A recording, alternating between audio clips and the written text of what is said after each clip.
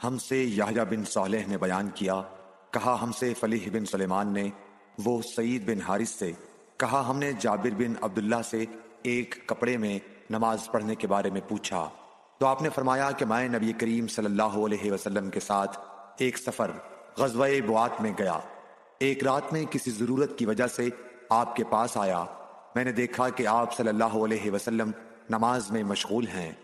اس وقت میرے بدن پر صرف ایک ہی کپڑا تھا، اس لیے میں نے اسے لپیٹ لیا اور آپ کے بازو میں ہو کر میں بھی نماز میں شریک ہو گیا۔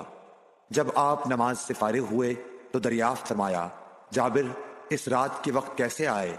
میں نے آپ صلی اللہ علیہ وسلم سے اپنی ضرورت کے متعلق کہا۔ جب میں فارغ ہو گیا تو آپ نے پوچھا کہ یہ تم نے کیا لپیٹ رکھا تھا جسے میں نے دیکھا؟ میں نے عرض کی کہ ایک ہی کپڑا تھا، اس طرح نہ لپیٹتا تو کیا کرتا؟ آپ صلی اللہ علیہ وسلم نے فرمایا کہ اگر وہ کشادہ ہو تو اسے اچھی طرح لپیٹ لیا کر، اور اگر تنگ ہو تو اس کو تہبند کے طور پر باندھ لیا کر۔